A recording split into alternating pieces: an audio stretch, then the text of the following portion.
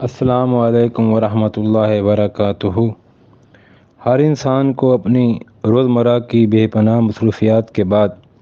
تفریح کے لیے فرصت کے لمحات چاہیے ہوتے ہیں، جنہیں وہ اپنی مرضی اور خوشی سے جہاں چاہے صرف کر سکے۔ ہر بندہ اپنی پسند، مزاج، طبیعت اور وسائل کے مطابق طرح طرح کی تفریحات کو اپناتا ہے۔ اسلام میں تفریح کا تصور کیا ہے، اور فرصت میسر ہونے پر کون کون سے مشاغل انسان کے لیے مفید ہو سکتے ہیں؟ خاص طور پر فرصت کے اوقات میں عمومی تفریح، تاش اور لوڈو کھیلنے کے حوالے سے اسلام کیا کہتا ہے؟ آئیے اس ویڈیو میں جانتے ہیں۔ الحمدللہ رب العالمین والصلاة والسلام علی رسولہ الامین، اما بعد فاعوذ باللہ من الشیطان الرجیم، بسم اللہ الرحمن الرحیم۔ راولپنڈی سے یہ ایک سوال ہے کہ بعض لوگ وقت گزاری کے لیے تاش کھیلتے ہیں یا اس طرح لوڈو کھیلتے ہیں، کیا یہ کھیل جائز ہے؟ یہ بہت ہی اہم سوال ہے، اس لیے کہ ہمارے معاشرے کے اندر لوگوں کی ایک بڑی تعداد ایسی ہے جن کے پاس فرصت ہی فرصت ہوتی ہے، اور وہ اپنے فارغ اوقات کو، فرصت کے اوقات کو اس طرح کے کھیلوں کے اندر جو ہے وہ لگا دیتے ہیں۔ بنیادی طور پر شریعت کا جو بنیادی تصور ہے تفریح کے بارے میں، وہ یہ ہے کہ ہر تفریح جو ہے وہ جائز بھی نہیں ہے اور ہر تفریح ناجائز بھی نہیں ہے۔ ظاہر ہے کچھ جائز ہیں، کچھ ناجائز ہیں۔ تو تفریح کے بارے میں شریعت نے اصولی ہدایات بھی دی ہیں، اور اس کے بارے میں اسلامی تہذیب کے کوئی بنیادی اصول ہیں جو صرف ان دو کھیلوں پر ہی نہیں بلکہ جتنے بھی کھیل کسی مسلمان معاشرے میں، اسلامی معاشرے میں اختیار کیے جاتے ہیں، ان میں بنیادی طور پر یہ دیکھنا چاہیے کہ آیا یہ کھیل شریعت کے خلاف تو نہیں ہے، شریعت کے بنیادی اور اساسی اصولوں اور تعلیمات کے خلاف تو کہیں نہیں ہے۔ اور دوسرا اصول یہ ہے کہ وہ تفریح بے مقصد نہ ہو۔ ہمارے ہاں انٹرٹینمنٹ کے نام پر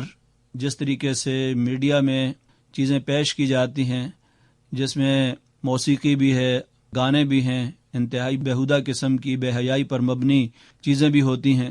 لیکن اس کو انٹرٹینمنٹ کا نام دیا جاتا ہے، تو ظاہر ہے کہ اس طرح کی چیزیں شریعت کے اندر تو کسی طرح بھی جائز نہیں ہو سکتی، اور انٹرٹینمنٹ کے نام پر یا تفریح کے نام پر یہ اسلامی تہذیب ان کو گوارا نہیں کرتی ہے اور ان کی اجازت نہیں دیتی ہے۔ اور تیسرا اصول یہ ہے کہ جو بھی کھیل ہو یا تفریح ہے وہ بامقصد ہو، بے مقصد نہ ہو۔ تو یہ بہت ہی بنیادی قسم کے اصول ہیں۔ اگر ان اصولوں کو پیش نظر رکھا جائے تو ہمیں اندازہ ہو سکتا ہے کہ اسلامی جو اصول ہیں ان کے اندر کس قدر جامعیت ہے کہ اس نے زندگی کے معمولی سے معمولی مسائل تک بھی بہت ہی بنیادی قسم کی رہنمائی فراہم کی ہے، کہ ہمیں یہ بھی بتایا ہے کہ خوشی کے مواقع پر ہمیں کیا کرنا چاہیے، غم کے مواقع ہمیں کیسے منانے چاہیے۔ خوشی اور غم دونوں میں انسان جو ہے وہ عام طور پر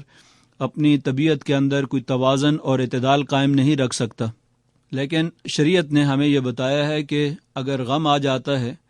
تو سب سے پہلا کلمہ جو زبان پر آتا ہے انا للہ و انا الیہ راجعون،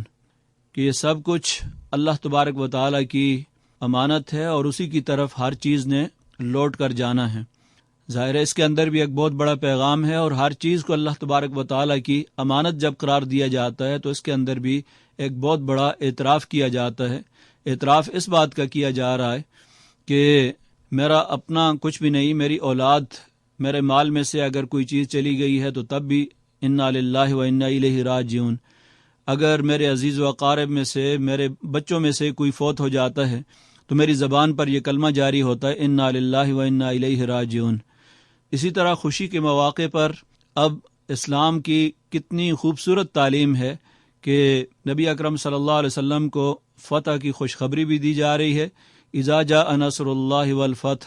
کہ اللہ تعالیٰ کی مدد اور فتح کی خوشخبری دی جا رہی، وَرَأَيْتَ النَّاسَ يَدْخُلُونَ فِي دِينِ اللَّهِ أَفْوَاجًا، کہ جب آپ دیکھیں کہ لوگ فوج در فوج اسلام کے اندر داخل ہو رہے ہیں، تو اب آپ کا کام کیا ہے؟ فَسَبِّحْ بِحَمْدِ رَبِّكَ وَاسْتَغْفِرْهُ إِنَّهُ كَانَ تَوَّابًا۔ اب اللہ تعالیٰ کی پاکیزگی، اس کی تسبیح، اس کی حمد و ثنا آپ نے بیان کرنی ہے اور اس سے استغفار کرتے رہنا ہے۔ یہ بھی خوشی کے مواقع ہیں، اور خوشی کا موقع، فتح اور نصرت جو ہے، اس سے بڑھ کر خوشی کا کیا موقع ہو سکتا ہے؟ لیکن یہاں پر بھی ایک صاحب ایمان آدمی کو یہ کرنا ہے کہ ایسے موقع پر وہ اچھل کود کے بجائے اور رقص و سرود کے بجائے اللہ تبارک و تعالیٰ کے حضور سجدہ ریز ہوتا ہے، اس کی حمد و ثنا کرتا ہے، اس کا شکر بجا لاتا ہے۔ تو یہاں سے اللہ تبارک و تعالیٰ کے ایک شکر گزار بندے کی ایک ایک ادا جو ہے، اس سے یہ بات معلوم ہوتی ہے کہ غم اور خوشی کے مواقع پر، تفریح کے مواقع پر، کھیل کے مواقع پر بھی ایک بندہ جو ہے، اس کا اللہ تبارک و تعالیٰ سے تعلق نہیں ٹوٹنے پاتا۔ اسی لیے اس میں ایک اہم اصول یہ ذکر کیا گیا ہے کہ کوئی ایسا کھیل جس کے اندر بندہ جو ہے وہ اللہ تبارک و تعالیٰ کے حقوق سے غافل ہو جائے یا بندوں کے حقوق سے غافل ہو جائے، اس طرح کے کھیل جو ہیں یہ بھی جائز نہیں ہے۔ اور تاش یا اس طرح کے دوسرے کھیل جو ہیں، ظاہر ہے کہ اس میں اس حد تک انہماک ہو جاتا ہے، غفلت ہو جاتی ہے کہ نہ نماز کا کوئی پتہ چلتا ہے، اور کوئی آدمی جو اللہ تبارک و تعالیٰ کی ذات پر ایمان کا دعویٰ کرنے والا ہو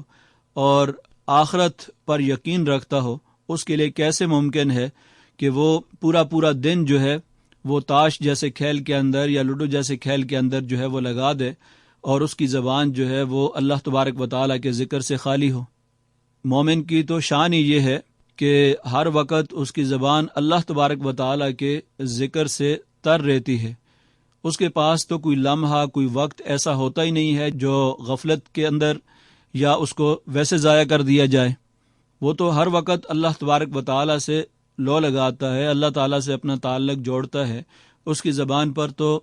سبحان اللہ، الحمدللہ، اللہ اکبر، لا الہ الا اللہ، واللہ اکبر، یہ تسبیحات اس کی زبان پر جاری رہتی ہیں، اٹھتے بیٹھتے چلتے پھرتے۔ اسی لیے اللہ تبارک و تعالیٰ نے فرمایا کہ اس کے جو حقیقی بندے ہیں، یذکرون اللہ قیاما وقعودا وعلی جنوبہم،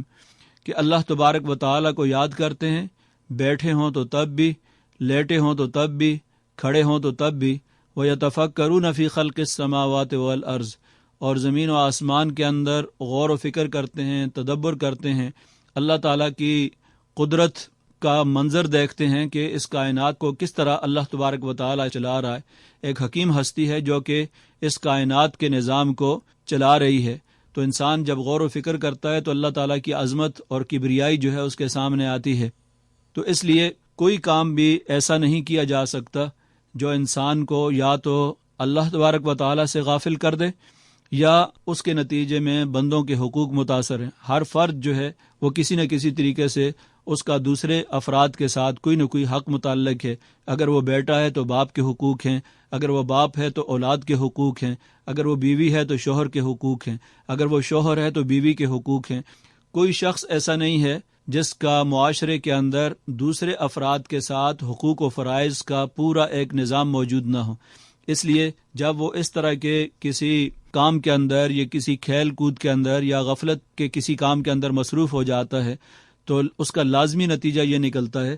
کہ اس کے نتیجے میں اللہ تبارک و تعالیٰ کے حقوق جو ہیں وہ بھی پامال ہوتے ہیں اور بندوں کے حقوق جو ہیں وہ بھی پامال ہوتے ہیں۔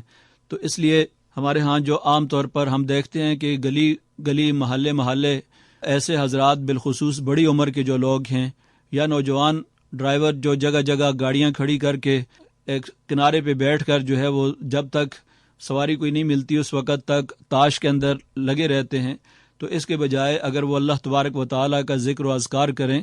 استغفار کریں اور ان کا ایک ایک لمحہ اللہ تبارک و تعالیٰ کی یاد کے اندر گزرے تو یہ ان کے لیے بڑا قیمتی ہے،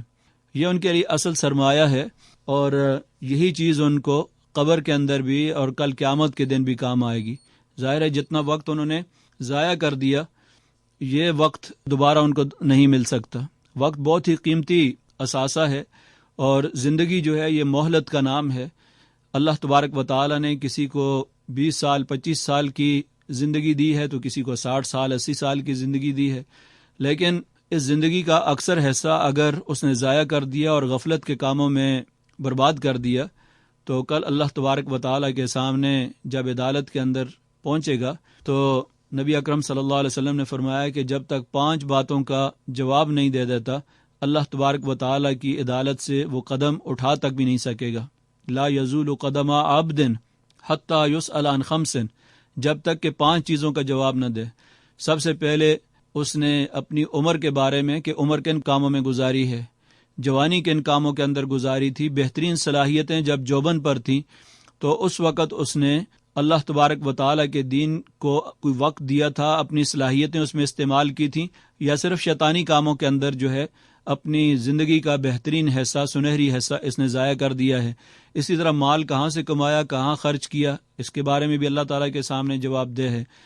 اور جو علم حاصل کیا تھا اس پر کس حد تک عمل کیا۔ یہ وہ جوابات ہیں جو ہر آدمی کو غور و فکر کرنا چاہیے، ان پر سوچنا چاہیے کہ کل میں اللہ تعالیٰ کی عدالت کے اندر اس کا کیا جواب دوں گا۔ تو اس لیے یہ آپ کی بڑی اچھی فکر ہے کہ آپ نے خاص طور پر کھیل کے حوالے سے بھی آپ فکر مند ہیں کہ ایسا کھیل ہونا چاہیے جو شریعت کے اصولوں کے مطابق ہو۔ تو دعا کہ اللہ تبارک و تعالی ہمارے معاشرے کے اندر اس طرح کا احساس اور فکر لوگوں کے اندر پیدا فرمائے کہ ہر معاملے میں وہ شریعت کے اصولوں کی پاسداری کر سکیں۔ وآخر دعوانا ان الحمدللہ رب العالمین۔